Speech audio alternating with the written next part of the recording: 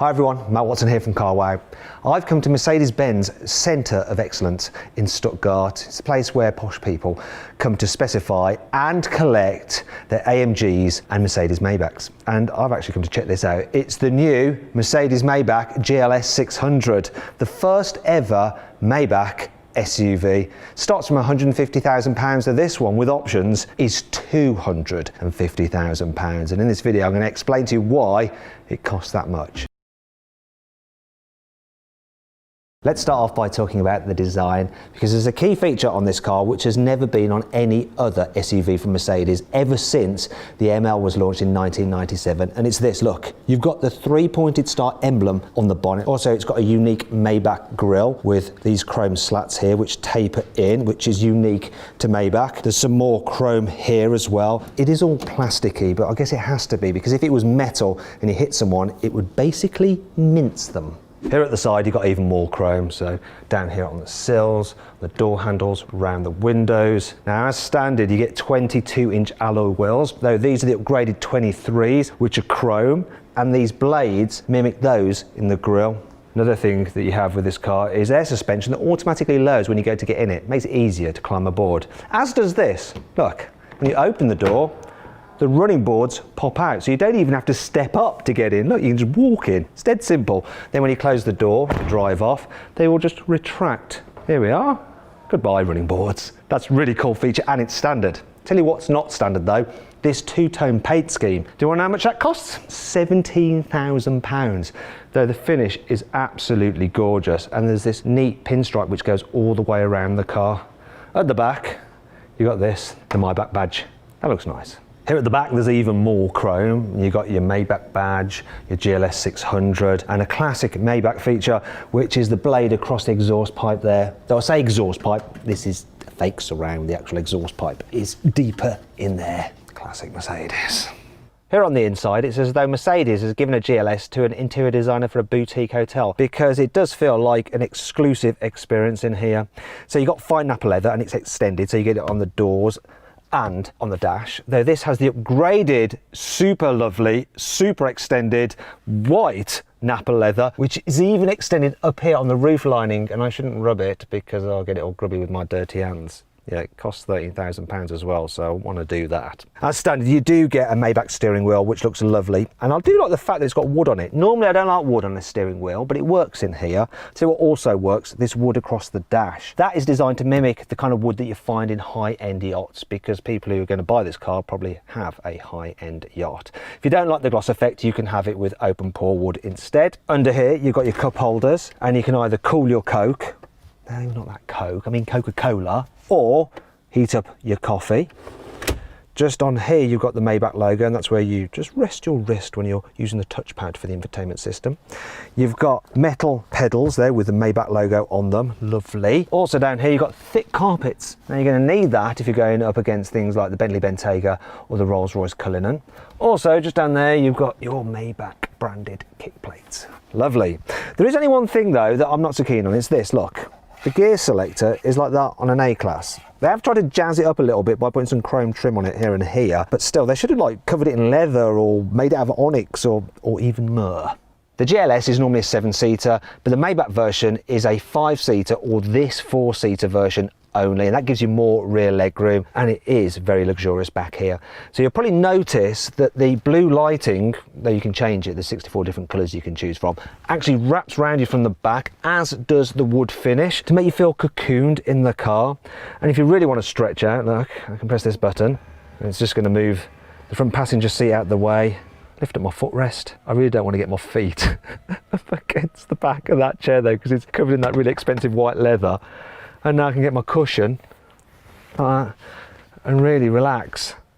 It's lovely back here. Also, this one has, look at here, we've got the fridge.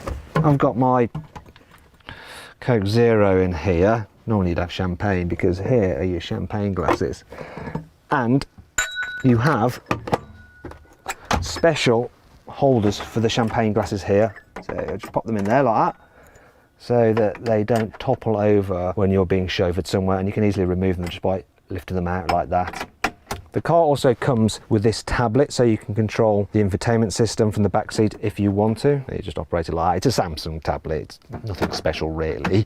You can upgrade to have 12-inch screens to go on the back of the front seats. It's quite funny to think that this car at £250,000 isn't yet fully spec'd. You can make it even more expensive if you want to. You can't make it more expensive by fitting chilled or heated and massage seats though, because that all comes as standard, thank goodness. As you'd expect, the Maybach GLS has an electrically operated tailgate. It also has an electrically deployable tow bar hitch so that you can tow your racehorse in its horse box behind you, or maybe your yacht. Oh, hello, sailor. Also, the boot is lovely in the way that it's trimmed out with metal elements. You've got leather in here, and it has a capacity of 525 litres. Well, it does if you don't specify the fridge, because that does affect the practicality. Annoyingly, you can't fold down the back seats. So there's a reason for that. It's because they've sealed off this boot area to reduce the amount of noise entering the cabin. Even this load cover is actually lined with soundproofing. Look at that. In fact, there's loads of extra soundproofing on this GLS compared to the normal car, and it gets double glazing as standard, though that's not all. You see, Mercedes has done a lot of work to this car's ventilation system to make it as quiet as possible. The fans are actually mounted on rubber bushings so you don't get any vibrations entering the cabin. Also, these slats are covered in a special material to allow the air to glide across them without any whistling noise. In fact, the climate control system is very sophisticated. It uses sensors on the outside, you can tell how much sunlight is coming through the sunroof, can tell how many people are sat in here, and it will use all that data to ensure the temperature is kept at the exact temperature you set it at. Also, there's even underfloor heating in the back there. How luxurious is that? This might be the most expensive GLS, but it's not the most powerful. The AMG version actually has 612 horsepower, whereas the 4-litre twin-turbo in this only produces a mere 558. It's also got 730 newton meters of torque, and it's good for 0 to 60 in 4.9 seconds, which is good enough for most people, I think. It actually has a 48 volt power supply, and you've got an integrated starter generator, which is like a little electric motor which can add a boost of 250 newton meters for when you're overtaking. So the engine powers all four wheels via a 9-speed automatic gearbox, and the four-wheel drive system can send up to 100% of the power to the front or the rear wheels, depending on what's needed. The engine itself can actually shut down half of its cylinders when you're cruising to help save fuel, though you're still only going to get around 20 miles per gallon out of this thing. You won't care though, because you're rich.